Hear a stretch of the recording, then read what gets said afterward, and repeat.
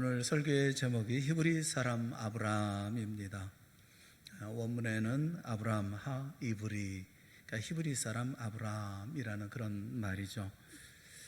왜 그냥 아브람이라고 부르지 아니하시고 굳이 히브리 사람 아브람이라고 말씀하셨을까? 그런 궁금증은 없으십니까? 이 히브리라는 말은 아브람에게 처음 사용되고 그 이후에 많은 이스라엘 백성들, 특별히 요셉에게도 히브리 사람이다 이렇게 표현을 하고 있죠. 이 히브리라는 말은 아브람에게 처음 사용되어졌을 때 그 어디서부터 연유된 것인가 하는 여러 가지 설이 있어요. 아브라함의 조상 가운데 에벨이라고 하는 조상이 있죠. 에벨에게서 나왔다 이런 설도 있고, 그 히브리라는 말이 가지고 있는 것이 강을 건너온 사람이라는 뜻을 또 가지고 있다 해서 유브라데스 강을 건넜거나 홍해를 건너온 사람 이렇게 불렸다라는 설도 있습니다. 또 나라 없이 근동지방을 떠돌던 하층 계급을 가리켜서 하피루라고 말했는데 여기서 나왔다라는 설도 있어요. 정확한 것은 우리가 알 수가 없죠. 어원은 정확하게 알 수는 없습니다. 하지만 우리가 여기서 말씀을 보면서 분명히 알 수 있는 것이 무엇이냐면 그 지역에 살고 있었던 부족들과는 다른 사람이라는 것이죠. 구별된 사람으로 지칭해서 히브리 사람 아브람 이렇게 불렀다라는 것입니다. 하나님은 아브라함을 당시 가나안 사람과 그 가나안 땅에 살고 있던 사람과 구별해서 히브리 사람 아브라함 이렇게 부르셨다는 것이죠.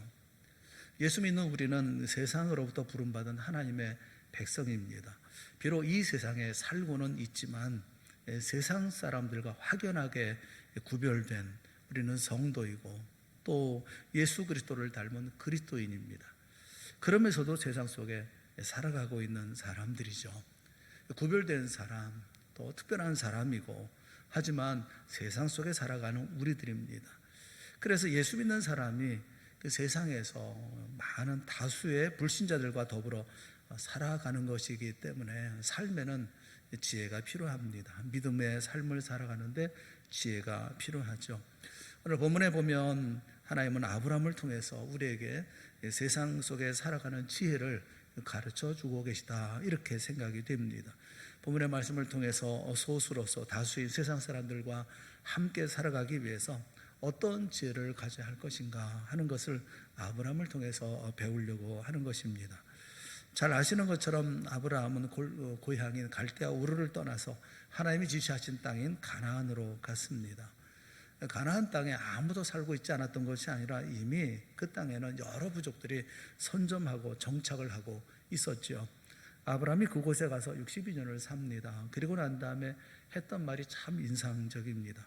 창세기 23장 4절 말씀을 보면 나는 당신들 중에 나그네여 거류하는 자이니 이렇게 얘기를 해요. 오랜 세월을 가나안 땅에 살았어요. 그런데 자신은 당신들 중에 나그네여 거류하는 자 이렇게 얘기합니다. 아노키 나는 게르베 토사부, 게르라는 말이 나그네라는 말이고 그리고 나그네로서 체류하는 자다 이렇게 자신을 얘기를 합니다. 다시 말하면 떠돌이라는 거죠. 여행자라는 겁니다. 오랜 세월을 살았지만 나는 여전히 이 사람들 속에 나그네다 이렇게 얘기를 하고 있는 거죠. 물론 영적인 의미도 있을 것이겠습니다만 말 그대로 아브라함은 여전히 그 땅에 머물러 살고 있음에도 불구하고 그 땅에 발을 붙이지 못하고 있다고 하는 어떤 정착하지 못하고 있다고 하는 인상을 강하게 받습니다.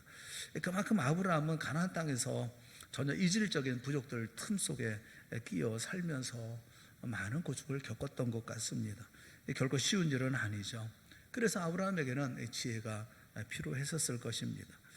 아브라함의 일생을 우리가 성경을 통해서 이렇게 살펴보면 하나님의 아브라함을 참 대단하게 잘 이렇게 사랑하며 대접했던 것, 또 이렇게 인도했던 것을 우리가 볼 수가 있어요. 아브라함은 어떤 면에서 분명히 성공한 사람이 틀림이 없습니다. 다수의 가나안 사람들, 그 불신자들 틈에 끼어 있었지만 선민으로 성공한 사람입니다. 또 하나님의 자녀로서 성공적인 삶을 살았던 사람이기도 합니다. 아브라함이 이런 성공적인 인생을 살 수 있었던 이 세상 속에서, 그 많은 가난한 사람들 틈 속에서 살 수 있었던 여러 가지 이유가 있었겠지만, 우리는 본문을 통해서 세 가지를 생각을 해보려고 합니다. 우리도 아브라함처럼 많은 불신자들 틈 속에서 또 소수에 해당하는 하나님의 백성으로서의 삶을 살기 때문에, 특별히 오늘날과 같은 시기에 우리에게 이 아브라함의 삶은 많은 교훈과 유익이 되어질 것이라고 생각을 합니다. 아브라함의 삶을 통해서 살펴볼 수 있는 이 삶의 지혜 세 가지. 그 첫째가 뭐냐면, 아브라함은 이 가나안 부족들과 좋은 협력 관계를 유지하며 살았다라는 것입니다. 아브라함의 조카 롯이 살고 있던 소돔성에 전쟁이 벌어졌습니다. 그 전쟁에서 소돔이 패했죠. 패배하자 그 성에 있던 모든 사람들이 포로로 잡혀가 버리고 말았습니다. 물론 모든 재산도 다 빼앗겨 버리고 말았습니다. 그와 같은 비보를 도망 온 사람이 이 아브라함에게 전해 주었던 것입니다. 이 소식을 듣고 아브라함이 어떻게 하든지 이 조카를 구출해야 되겠다 생각하고 준비를 합니다. 근데 그 준비하는 과정에 13절 말씀에 보면 재밌는 말씀을 하고 있어요. 아브라함이 포로로 잡혀간 조카를 건지기 위해서 그래서 누구와 전략을 협의하고 있는가? 그것은 여기 보면 마므레, 에스골, 아넬 이 세 형제 부족들과 협의를 하고 있었던 것을 우리가 알 수가 있습니다. 13절 말씀을 우리 한번 다 같이 읽어보겠습니다. 시작. 도망한 자가 와서 히브리 사람 아브라함에게 알리니 그때 아브라함이 아모리 족속 마므레 상수리 숲을 근처에 거주하였더라. 마므레는 에스골의 형제요 또 아넬의 형제라. 이들은 아브라함과 동맹한 사람들이더라. 동맹한 사람들이었습니다. 아브라함이 이들과 동맹 관계를 갖고 있었다라는 것이죠. 동맹이라는 게 무엇입니까? 여러 부족이나 국가가 서로 안전을 위해서 또 힘을 모아서 공동 보조를 취하는 일종의 정치적인 제휴 관계, 이렇게 말할 수가 있죠. 우리나라와 미국도 이런 동맹 관계죠. 한미 상호 방위 조약을 근거로 해서 기초로 해서 그래서 우리가 동맹 관계를 맺고 있지 않습니까? 26개국이 모여서 만든 유럽 연합이 있어요. 그러니까 유로피안 유니온이라고 하는 EU도 하나의 유럽 동맹체다, 이렇게 말할 수가 있겠죠. 서로의 안전과 평화를 위해서 공동 보조를 맞추기 위해서 정적인 제휴를 하고 있었던 거예요. 아브라함도 가나안에 살면서 이 세 형제 부족들과 이 족장들과 동맹을 맺었다, 이렇게 말씀을 합니다. 그 말씀을 보면 좀 이상하지 않습니까? 좀 이상하다, 저는 그런 느낌을 받았어요. 그것은 믿음의 사람답지 못하게 왜 주변 이 이방 민족들, 하나님을 모르는 이방 민족들하고 이런 부족들하고 동맹을 맺을까라는 것이죠. 우리가 아브라함을 얼마나 대단한 믿음의 사람으로 알고 있습니까? 그가 메소포타미아에 살고 있을 때 영광의 하나님이 그에게 나타나셔서 또 찾아가셔서 말씀하시죠. 너는 내 고향을 떠나라, 내 친척 아버지 집을 떠나라, 내가 지시하는 땅으로 가라, 그러면 내가 복을 주겠다, 이렇게 약속을 하셨습니다. 순종하고 그것에 가면 복을 받는다 하라는 말씀이죠. 하나님이 약속하신 복은 세 가지였습니다. 첫째는 너는 큰 민족을 이루게 될 거다, 큰 민족을 이루게 될 거다, 이렇게 약속을 하셨고, 또 이 세상에 있는 모든 족속이 너로 말미암아 복을 누리게 될 것이다, 또 약속을 하셨고, 또 세 번째는 아브라함의 후손이 가나안 땅을 전부 소유하게 될 것이라고 하는 하나님이 그 땅을 그의 후손에게 주겠다는 약속을 받았습니다. 아브라함이 얼마나 큰 기대와 희망을 가지고 그리고 고향 땅을 떠나서 이 가나안 땅까지 왔겠습니까? 하나님의 언약은 일방적인 언약이었습니다. 조건적인 게 아니에요. 내가 이렇게 하면 또 이것을 지키면 내가 이것을 해주겠다라는 조건적인 약속이 아닙니다. 아브라함에게는 어떤 조건도 요구하지 않으셨어요. 일방적으로 내가 이렇게 해주겠다, 가나안 땅에 가면 이렇게 해주겠다라고 약속을 하셨던 거죠. 여러분, 하나님의 약속은 신실합니다. 하나님은 신실하신 분이고 하나님은 거짓이 없으신 분이에요. 이 언약은 성취될 수밖에 없는 언약입니다. 이렇게 철저한 보장도 받고 가나안 땅에 왔다면 하나님 잘 섬기고 날마다 예배 생활 잘하고 기도 생활 열심히 하면 되는 거지, 뭐 왜 이웃 부족들하고 동맹을 맺는 것입니까? 무엇이 그렇게 겁이 나가지고 그렇게 합니까? 어떻게 보면 아브라함의 믿음이 좀 연약한 믿음인가, 이런 생각이 들기도 해요. 아브라함이 자신을 이곳까지 인도하신 하나님을 신뢰하지 않고 또 인간적으로 행동했던 것은 아닐까, 뭐 이런 생각도 듭니다. 그렇지만 좀 더 깊이 생각해 보면 저는 아브라함의 이런 행동, 이웃 부족과 동맹을 맺은 것이 신앙과 모순되지 않는다고 생각을 합니다. 오히려 세상을 사는 지혜였다, 그런 생각을 해요. 그가 비록 하나님의 택함을 받은 선민이었고 오직 믿음으로만 살려고 노력하는 거룩한 사람이었지만 그는 여전히 세상에 살고 있어야만 했었습니다. 가난한 사람들 틈바구니에서 소수민족으로 외롭게 생존 경쟁을 해야 하는 그런 처지였었죠. 가난의 불신자들과 더불어서 날마다 양을 치고 농사를 지어야 했었습니다. 종종 그들과 어려운 문제를 해결하기 위해서 머리를 맞대고 의논도 해야만 했었습니다. 어떤 때는 신세를 지기도 하고 또 신세를 갖기도 하고 또 그러면서 우정을 쌓아 나아갔죠. 서로 기대고 살 수 있는 언덕이 되어주었던 것입니다. 그런 사회의 일원으로서 무엇을 책임져야 하고 또 무엇을 희생해야 할 것인가를 늘 생각하고 있었습니다. 그래서 불신자들이지만 그들이 공공에 처해야 할 때 그들을 어떻게 도와야 할지를 알았고 자신이 어려울 때, 어려움을 당할 때는 어떻게 그들에게 도움을 청해야 할지를 알고 있었습니다. 이것이 바로 이 동맹이라는 말 단어 한마디 속에 다 들어있었던 아브라함의 삶이었던 것을 우리는 알 수가 있죠. 여러분, 우리는 세상에 속하지 아니했습니다. 하나님의 백성으로 특별한 은총을 입고 사는 사람입니다. 하지만 우리는 세상을 살고 있습니다. 가나안 부족들과 우리 역시도 살고 있어요. 절대 다수가 하나님을 모르는 사람들입니다. 우리는 그들과 함께 살아야 합니다. 그들과 어울려 살아야 합니다. 그래서 경우에 따라서는 협력해야 되고 또 경우에 따라서는 도움도 받아야 합니다. 그들이 필요로 할 때 언제든지 도움을 줄 수 있어야 하고 또 그들을 위해서 희생도 할 수 있어야 합니다. 이것이 우리가 살고 있는 세상 속에 우리가 처해 있는 현실이죠. 그래서 믿음이 좋다고 해서 성도들끼리만 교회 안에서 지내는 거 결코 잘하는 것이라는 생각을 안 해요.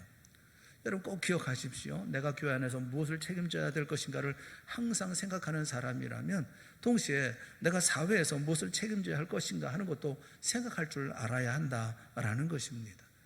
요한복음 20장 21절 말씀에 보면 예수님께서 이렇게 말씀하셔요. 아버지께서 나를 보내신 것 같이 나도 너희를 보내노라, 그렇게 말씀하셔요. 아버지께서 나를 이 세상에 보내신 것 같이 나도 너희를 어디로 보낸다는 겁니까? 세상을 향해서 보내는 거예요. 우리끼리 모여서 개토를 만들어서 우리끼리 잘 먹고 잘 살고 그렇게 하라고 이 땅에 보내신 게 아니라는 거예요. 사도행전 1장 8절에 보면 예루살렘과 온 유대와 사마리아와 땅 끝까지 이르러 내 증인이 되리라, 그렇게 말씀하지 않으셨습니까? 우리는 이 땅에서 이 모든 사람들과 함께 삶을 살아가는 것, 협력하며 삶을 살아가는 것, 도움을 주며 삶을 살아가는 삶을 우리는 살아야 하는 것입니다. 지금 우리가 당하고 있는 코로나19는 우리가 만나면서 이게 사상 초유의 일이다, 교회도 처음 만나는 일이다, 이렇게 다들 생각을 하고 그러면서 당황해 하기도 하고 그러면서 새로운 길을 개척한다 이렇게들 얘기를 합니다만 전혀 그렇지 않습니다. 이게 초유의 일이 아닙니다. 100년 전에도 이런 일이, 똑같은 일이 있었습니다. 1918년에 스페인 독감이라는 것이 온 세상에 퍼졌죠. 그래서 2년 동안 이 스페인 독감 때문에 온 세상이 몸살을 앓았습니다. 전 세계에서 5천만 내지 1억 명의 목숨을 앗아갔습니다. 우리나라도 그 영향권에서 벗어나질 않았죠. 무오년 독감으로 우리나라에 전해진 이 스페인 독감은 당시 그 조선 총독부 그 통계 연보에 의하면, 당시는 일제시대 아래에 있었기 때문에 이 사람들이 낸 통계가 있어요. 당시 조선인이 1678만 3510명이라고 그래요. 1678만 명 정도 되는 우리 인구 가운데 이 독감, 스페인 독감에 이 감염된 사람이 44%에 해당되는 742만 2113명이 감염되었다는 겁니다. 그러니까 이보다 훨씬 더 많겠죠. 이게 조사한 수만 44%니까 훨씬 많은 수가 감염되었을 거라고 생각을 합니다. 그 중에 13만 9128명이 사망했다, 이렇게 통계 연보에는 기록을 하고 있어요. 그러니 훨씬 많은 사람이 아마 이 스페인 독감 때문에 돌아가셨을 거라는 생각이 듭니다. 이 스페인 독감이 언제 종식이 되었습니까? 치료제와 백신이 없는 상황에서 전 세계 온 인구의 50% 내지 60%가 감염돼서 집단 면역이 이루어졌을 때였습니다. 그때 2년이 지난 2년 동안에 무려 5천만 내지 1억 명이나 되는, 정확한 통계를 알 수는 없지만 거의 1억 명이 되는 사람이 죽고 난 뒤였을 거다라는 것입니다. 1차 세계대전 사망자가 당시 900만 명이었으니까 이것과 비교해보면, 이 전쟁과 비교해보면 무려 11배 이상이나 되는 그런 희생자가 났던 것이죠. 그러니까 이 코로나19는 100년 전에도 이런 스페인 독감으로 또 그 외 많은 질병으로 이 땅에 있었던 것입니다. 그런데 그 가운데 적은 희생자로 잘 견뎌낸 도시가 있었어요. 그것은 미국의 뉴욕이었습니다. 뉴욕에 도착한 상선에서 3명의 감염자가 확진된 후에 피해자가 확산되어지니까 뉴욕은 곧바로 감염으로 의심되는 사람은 대중교통 이용을 금지시켰습니다. 그리고 기업과 공장 근로자의 출퇴근 밀집을 우려해서 분산되도록 업무 시간을 재조정했습니다. 그리고 마스크 착용을 명령을 했어요. 그래서 전 세계에서 뉴욕이라는 이 도시가 가장 잘 이렇게 방역했던 그런 도시로 알려져 있습니다. 그때 뉴욕에 있던 교회는 뭘 했을까요? 뉴욕에 있었던 교회들은 어떤 일을 했을까요? 뉴욕에 있던 교회들은 모든 종교 행사를 일시 중단했었습니다. 물론 반발이 없었던 건 아니지만 모든 종교 행사를 일시 중단했습니다. 이미 100년 전에 이미 있었던 그런 일입니다. 우리가 100년 전 뉴욕을 생각하면서 초반부터 의미 있는 도전을 다른 종교보다 선제적으로 그리고 대대적으로 알리고 동참했다면 어떠했을까, 그런 생각이 들어요. 그러니까 우리는 역사를 통해서 배우지를 않습니다. 한 언론에서 이런 기사를 실었어요. 코로나의 역설, 인간이 멈추자 지구가 건강해졌다, 이런 기사였습니다. 온 세상이, 우리나라도 그렇습니다만 셧다운으로 매일 급하게 돌아가던 모든 것이 멈춰버리고 말았죠. 그러자 뜻밖의 일이 벌어졌던 것입니다. 하나님이 천지를 지으신 태초의 일상으로 돌아간 것처럼 지구 대구의 질이 좋아졌습니다. 하늘 색깔이 이전에 보았던 그 하늘색이 되었습니다. 대기 중에 이산화탄소가 감소했던 한 결과였죠. 지구의 진동도 줄어들었다고 그래요. 인간의 보행과 또 자동차, 지하철, 비행기, 공장 가동, 인간 생활과 활동이 만들어냈던 소음이 현저하게 줄어들었습니다. 생활소음과 활동소음이 30% 내지 50% 감소했다고 그래요. 여러분, 리셋과 회복이라는 성경적 가치관으로 교회가 세상을 리더했다고 한다면, 또 그리고 코로나19와 싸웠다고 한다면 달라지지 않았겠습니까? 로마서 12장 18절 말씀에 할 수 있거든 너희로서는 모든 사람과 더불어 화목하라, 그렇게 말씀하고 있어요. 우리는 자꾸 선 긋는 작업을 하고 있어요.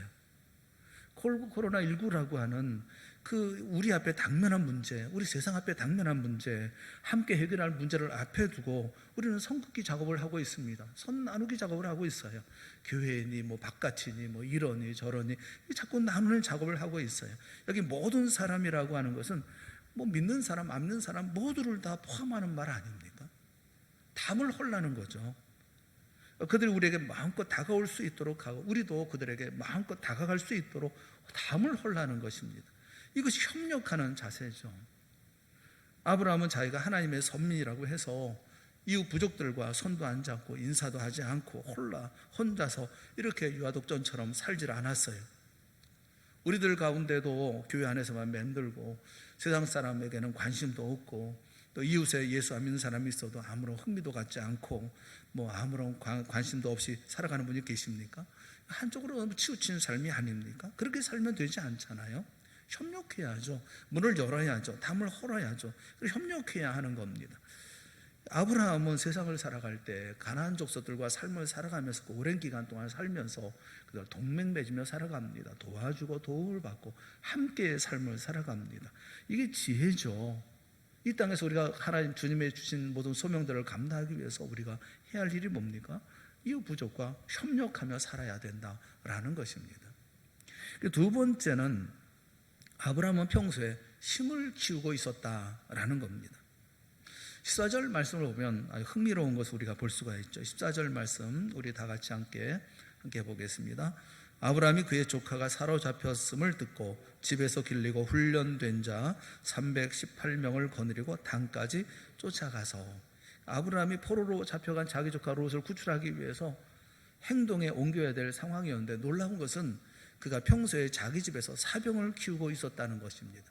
집에서 길리고 연습한 318명의 군사가 있었다는 거예요.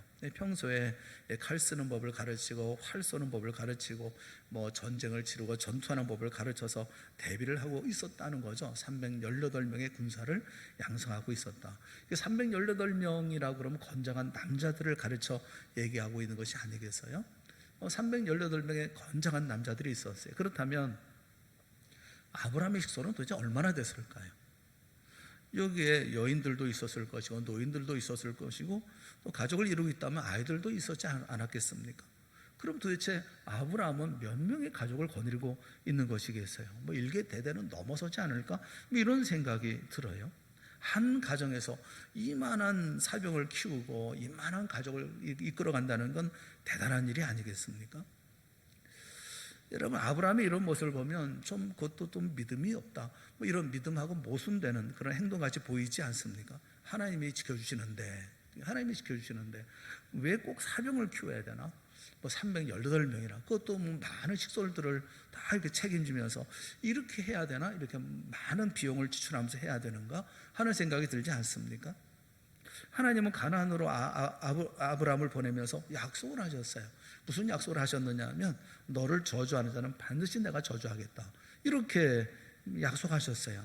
이 말씀은 하나님이 아브라함을 철저하게 보호하시겠다는 약속이죠. 누구든지 너를 다치게 하면 내가 가만히 안 놔두겠어, 이렇게 하나님의 약속을 받고 가나안에 온 것이 아브라함입니다. 그런데 왜 자기 집에 사병을 기르고 양성하고 있습니까? 뭐가 두려워서, 뭐가 그렇게 못 믿어서 그랬을까요?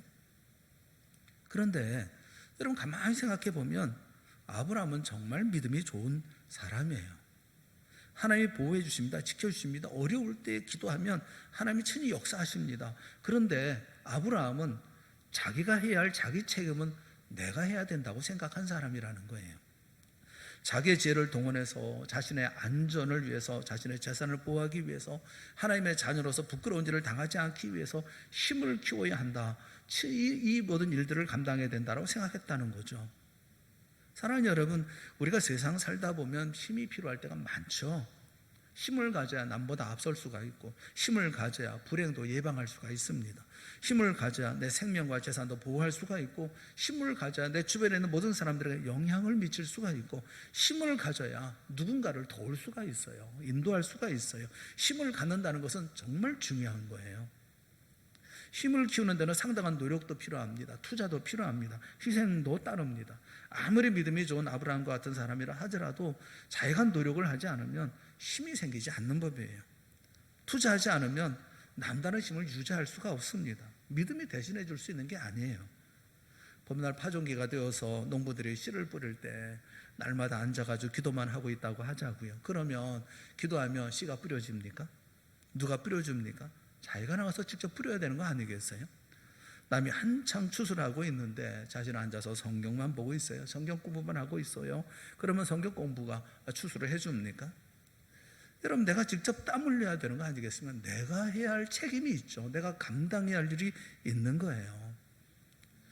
자주 듣는 이야기이시겠지만 한국의 역대 목사님들 가운데 아주 유명한 분이 계십니다. 한국교회 초창기에 목사님 5분 그러면 그 안에 꼭 들어가는 분인데, 그분은 최권능 목사님이시죠.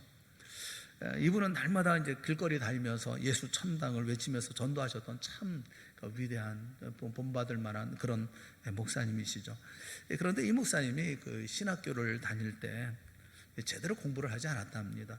가슴이 너무 뜨거워서 책상에 앉아가지고 공부하는 시간도 아까운 거죠. 시간을 낭비하고 있다는 생각이 들었다는 거예요. 죽어가는 영혼들이 저렇게 많은데 어떻게 이렇게 책상에 앉아가지고 시간만 보낼 수 있나. 그래서 공부하다가도 가슴이 뜨거워지면 그냥 벌떡 일어나 나가버렸다는 거예요. 목사님이 안 계시면 전도하러 나간 줄 알 정도로 그렇게 모든 사람이 알았다고 그래요. 이렇게 뜨겁게 전도하는 그런 목사님이었는데, 문제는 신학교 시험을 치르잖아요. 시험만 치면 항상 빵점이거나 아니면 낙제점이었다는 겁니다. 문제는 이제 같이 공부하던 모든 친구들이 다 졸업을 하는데 자기만 자꾸 졸업을 못하고 유급을 당하는 겁니다. 한 번 유급당하고 2번 유급당하고 계속 이렇게 유급을 당하면서 졸업을 못하게 되니까 점점 초조해지기 시작했어요. 이러다가는 큰일 나겠다 싶어가지고 한 번은 공부를 하려고 이제 책상 앞에 앉았답니다. 그런데 이게 머리에 들어올 리가 없잖아요. 고심 끝에 자기가 잘하는 장기를 살리기로 했습니다. 장기가 뭐겠어요? 기도하는 거죠.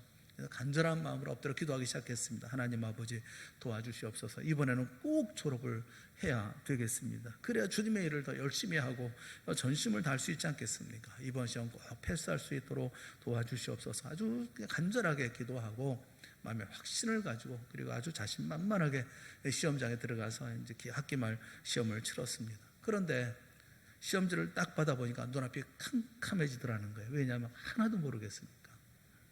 그래도 또 졸업을 못했어요. 최건도 목사님이 남긴 유명한 말이 있죠. 그런 말을 했다고 그래요. 성령도 시험에는 별 수가 없네.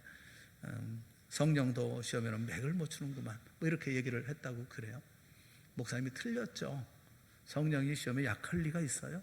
내가 할 일을 안 한 거죠. 자신이 할 일을 안 하고 난 다음에 하나님께 다 핑계대는 거 아니겠어요?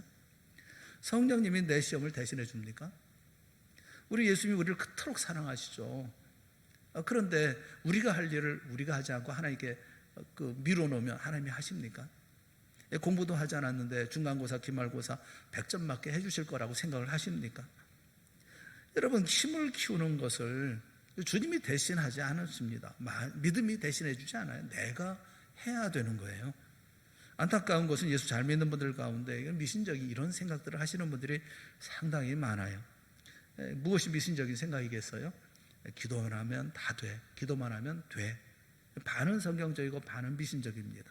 신앙생활만 잘하면 하나님이 다 해주셔. 걱정할 것 없어.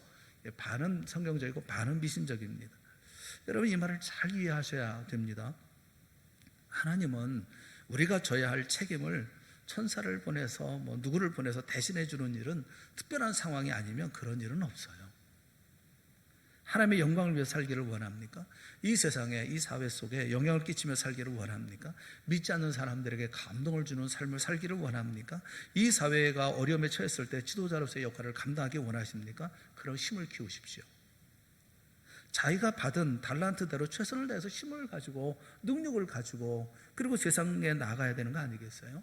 잠언 24장 5절에 보면 지혜 있는 자는 강하고 지식 있는 자는 힘을 더하나니 그렇게 말씀해요. 우리가 불신자들 틈에서 하나님의 백성답게 영향을 끼치려고 하면 힘이 있어야 합니다. 강해야 합니다. 힘을 더하는 그런 삶을 살아야 합니다. 믿음의 사람이 세상 살아가는 지혜, 첫째는 좋은 협력 관계를 갖는다라는 것이고 두 번째는 힘을 가져야 된다라는 것입니다. 마지막 세 번째는 아브라함이 자신이 무엇이 다른가 하는 것을 분명하게 보여주는 삶을 살았다는 것입니다. 아브라함이 비록 그들과 같이 살기는 했어요. 협력해서 살고 그리고 또 힘을 기르면서 이렇게 삶을 살았어요. 그러나 같이 살면서 어떤 점에서 그들과 다른지를 분명하게 보여주며 삶을 살아갑니다. 23절을 보시면 아브라함이 소돔성에 있는 백성들과 자기 조카를 다 구출하고 많은 전리품을 끌고 와요. 소돔 왕이 자기를 구출하고 백성들을 찾아준 이런 아브라함에게 너무 감사해서 아브라함이 얻은 전리품 모두를 다 가지라 그렇게 얘기를 하죠. 그때 아브라함이 참 의미 있는 말을 합니다. 우리 한번 다 같이 보죠. 다 같이 시작. 네 말이 내가 아브라함으로 치부하게 하였다 할까 하여 내게 속한 것은 실 한 오락이나 들매끈 한 가닥도 내가 가지지 아니하리라. 쉽게 말하면 소돔 왕이 그 전리품을 다 아브라함에게 주고 난 다음에 돌아서서 아브라함이 자기 때문에 부자가 되었다라는 소리를 듣고 싶지 않다는 거예요. 축복은 하나님으로부터 오는 것이기 때문에 아브라함은 하나님으로부터 인해서 사는 사람이지 그들에게 물 얻어서 손을 벌리고 살 사람이 아니라는 거예요. 그러니까 실오락이 하나라도 신발짝 하나라도 안 가지고 갈 것이라는 겁니다. 소돔 왕의 것을 다 당신이 가지고 가라라는 거예요. 아브라함이 얼마나 분명히 선을 긋고 있는지를 알 수가 있죠. 여러분, 우리가 어떤 교훈을 얻어야 되겠습니까? 아브라함은 이 세상 사람들하고 자기가 무엇이 다른가를 분명히 보여주고 있다는 거예요. 창세기 23장에 보면 재미있는 사실이 또 하나 있는데 아브라함의 아내 사라가 죽었습니다. 그런데 아브라함이 가나안 땅에 수십 년 살고 있으면서도 장지로 쓸만한 땅 한 평이 없는 겁니다. 사람은 죽었는데 장사할 땅이 없어요. 그래서 헷족속에게 가서 사정을 합니다. 내 아내를 장사하려고 하는데 땅이 없습니다. 당신들이 소유하고 있는 막벨라고를 나에게 파십시오. 그러면 내가 그것을 사서 내 아내를 거기에 장사 지내도록 하겠습니다. 해족속 가운데 막벨락으로 소유하고 있었던 소유주가 그런데 이렇게 말을 해요. 아브라함이시여, 두말하지 말고 그냥 그 굴을 가지십시오. 거저 주겠습니다. 그 막벨라 굴만 아니라 그 주변에 있는 수목까지 전부 다 당신에게 줄 테니까 당신이 그것을 소유하고 거기 죽은 자를 장사하십시오. 우리는 어떻게 반응하겠습니까? 처음에는 아닙니다, 내가 돈을 치르고 사겠습니다 말하지만 상대방이 거듭거듭 얘기하면서 아닙니다, 내가 무슨 어떻게 돈을 받습니까? 돈을 안 받겠습니다, 거저 줄 테니까 장사 지내십시오 이렇게 자꾸 말하면 못 이기는 척 그냥 감사합니다 하고 받지 않겠어요? 그런데 아브라함은 그렇게 하지 않습니다. 아브라함은 하나님의 사람이죠. 하나님의 선민 아닙니까? 하나님의 복을 가지고 살아야 되고 앞으로 하나님의 이 땅 전부를 자기 자손에게 준다는 약속을 믿는 믿음으로 사는 사람인데 남에게 공짜로 땅을 얻겠습니까? 그리고 땅 얻었다는 소리 듣겠습니까? 그는 절대로 그렇게 하고 싶은 마음이 없어요. 안 받겠다는.